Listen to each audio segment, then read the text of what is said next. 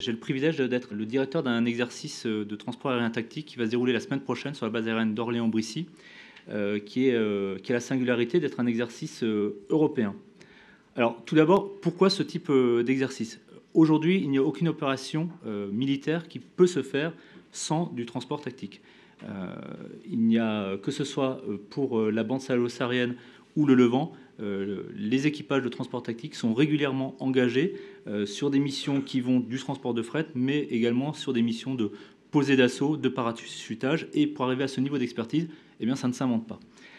Pour arriver à ce niveau également, eh bien, il faut s'entraîner régulièrement.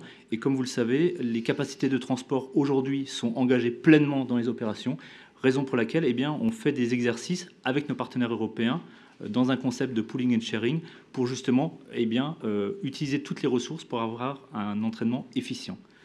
Diapositive, slide, voilà. Donc cet exercice, eh bien, en fait, l'insigne de l'exercice le reprend. On a le drapeau européen, on a la cocarde de l'armée de l'air, parce que c'est bien un exercice armée de l'air, et on a bien l'insigne de mon unité, car ce sont les cadres de mon unité qui participent à cet exercice. 5 idées que je vais vous dérouler sur 5 diapositives.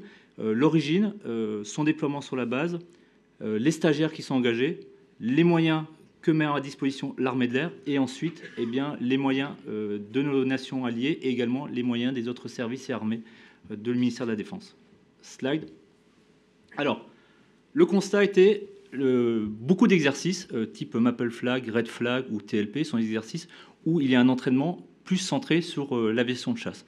Les transporteurs s'entraînaient souvent de manière nationale. Il a été souvent remonté qu'il n'y avait pas d'exercice ou de mission vraiment dédié à ça. Néanmoins, on le voit que sur l'opération Serval, au début, il y a eu de la livraison par air, du largage à plusieurs avions, des évacuations de ressortissants qu'on a pu avoir à Djamena en 2006 ont également mis en avant le transport et cette nécessité d'entraîner les équipages à réaliser des opérations aéroportées à plusieurs avions. Et comme le disait le général, ce n'est pas un sport de masse. Pour faire ça, eh bien, l'Agence européenne de la défense a proposé, en mettant une participation financière et une participation humaine, de mettre en place des exercices qui permettent aux équipages de s'entraîner. Ces exercices s'appellent European Tactical Airlift Programme. La particularité de celui d'Orléans, la France est nation cadre sur cet exercice et nous apprenons aux équipages à aller au combat à plusieurs avions. C'est-à-dire ils emmènent un ailier et ils ont la capacité d'entrer dans les lignes avec un ailier et d'assurer la survie de leur ailier. Donc cet exercice permet d'offrir une formation dédiée aux équipages de transport. Slide. Alors l'exercice se passe sur la base aérienne d'Orléans. On fait cet exercice. La première chose, c'est pour entretenir et perfectionner notre capacité d'entrée et de participer aux opérations.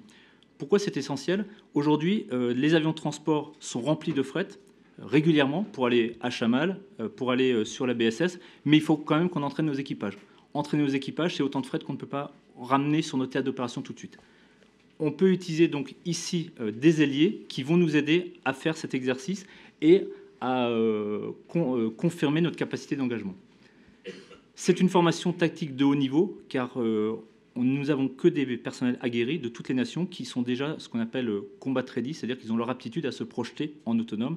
Là, on leur apprend le deuxième niveau à se projeter avec un ailier, mais également à interagir avec des intervenants extérieurs. Et ça renforce l'interopérabilité avec les autres nations. Il faut savoir qu'aujourd'hui, il y a un C-160 allemand qui est à Niamey. On peut très bien imaginer une mission avec un C-160 français et un C-160 allemand. Grâce à cet exercice, il y aura déjà eu les premiers germes de l'interopérabilité qui auraient été semés à Orléans. La slide.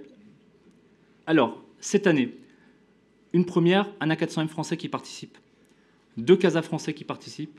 On a un équipage allemand également sur C-160. À noter un observateur également du LTG 62, qui est l'escadron qui met en œuvre l'A400M en Allemagne. Un équipage espagnol qui est sur C-130 et un équipage néerlandais, c'est également la première fois qu'ils participent sur C-130. L'objectif, améliorer leur connaissance des procédures et pouvoir travailler ensemble. En vue d'avoir une qualification qui est dite Element Leader, ça correspond à la qualification sous-chef de patrouille dans l'aviation de chasse. La slide. Alors, ce qu'on a voulu faire, c'est donner un environnement représentatif d'une opération aérienne. Pour ça, l'armée de l'air engage massivement des moyens pour rendre l'exercice le plus réaliste possible. En contrepartie, cet exercice est également très attractif parce que les autres nations voient que l'armée de l'air met les moyens pour cet entraînement. Donc nous avons les escadrons de transport tactique qui sont bien sûr en premier lieu engagés, que ce soit les escadrons d'Évreux ou les escadrons d'Orléans, des officiers de renseignement de ces escadrons, un escadron électronique sol pour faire des capacités d'intrusion, de brouillage et d'écoute qui va être mis sur les zones de largage pour justement rendre l'exercice plus réaliste. Des escadrons de défense solaire de Saint-Dizier qui vont déployer des batteries solaires pour faire des bulles de protection autour des zones de saut, mais également simuler des menaces contre les avions de transport et contre les avions de chasse qui vont participer.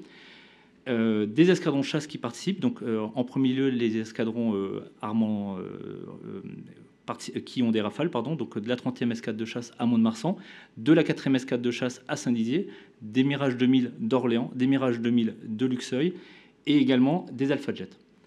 À cela, nous ajoutons du personnel commando parachutiste de l'air d'Orléans.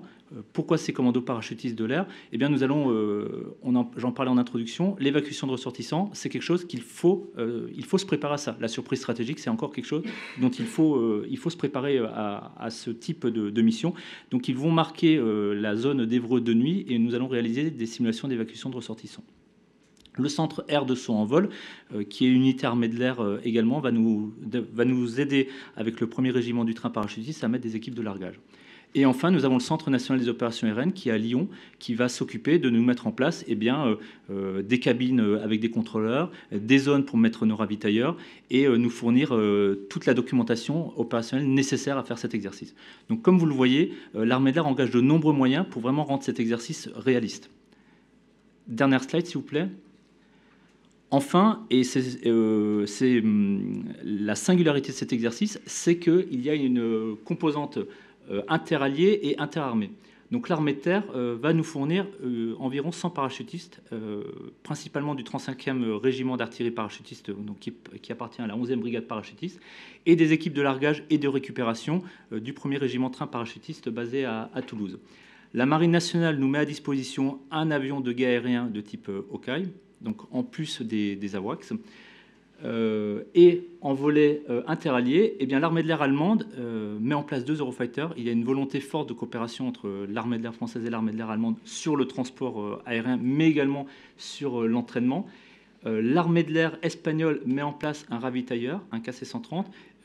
Il y a 10 jours, il y avait des Mirage 2000 qui ont ravitaillé sur des KC-130. C'était indiqué sur le dernier point presse. Eh bien, ça entraînera les équipages français à ravitailler sur cet avion-là, et donc ils seront prêts à le faire le jour venu pour les opérations. Enfin, l'armée belge déploie une équipe de contrôle de l'appui aérien. Donc en fait, ce sont des contrôleurs au sol qui vont autoriser les posées des avions. Donc en résumé, un exercice structurant pour les équipages de transport tactique qui est sous l'égide de l'Agence européenne de la défense, avec un engagement massif de l'armée de l'air et qui se fait à Orléans.